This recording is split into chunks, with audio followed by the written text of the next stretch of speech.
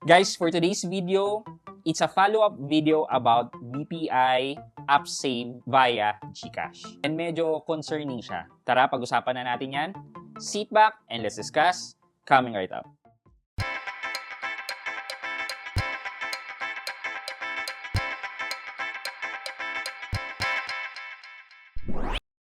Hi guys, this is Pat and you're in Pat Quintos Review TV.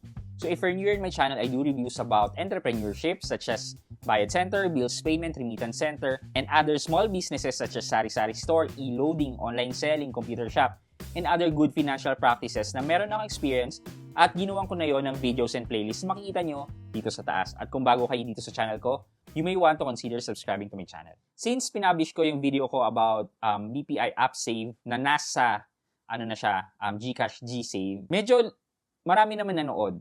However, marami rin ako nakitang comment, which is yan. And nakakalungkot. Nakakalungkot yan. Bakit? Kasi dapat meron kang access sa pera mo anytime, anywhere you want it. But apparently, yan, kung nabasa nyo nga yung mga comments na yan, puro downtime itong BPI app save dito sa GCash.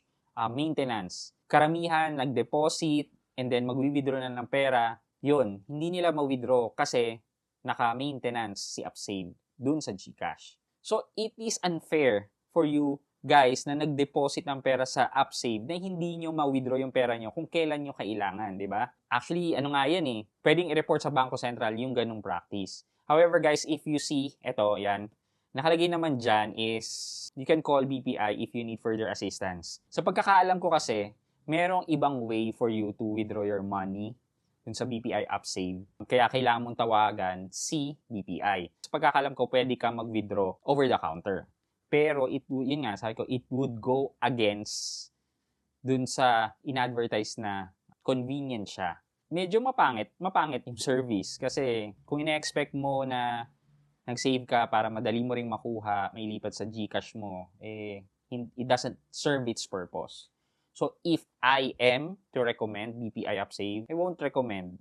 Para sa akin yun guys Yun yung point of view ko. Right now guys, meron akong BPI savings account. But most of the time nang ginagamit ko is yung aking Union Bank kasi mas convenient yun. If you still want to save up gamit ang G-Save ni GCash, you have other option naman which is yung CIMB. You can try CIMB naman instead of si BPI app save. And comparing the two, mas mataas yung interest rate ni CIMB, nasa 4% versus kay BPI app save na 0.75%. So, hindi nga lang ganun ka kilala yung pangalan ni CIMB versus kay BPI. Pero syempre, insured din naman yung pera natin up to 500,000, diba? So, nothing to worry about kung ganun yung pera niya. Ayun guys. So, again guys, if meron kayong pera sa BPI app save account sa GCash and hindi nyo ma-withdraw, call the hotline ni BPI. Ayan. And then, matutulungan nila kayo kung paano nyo mailalabas yung pera nyo. Okay? Yun lang guys. Thank you for watching.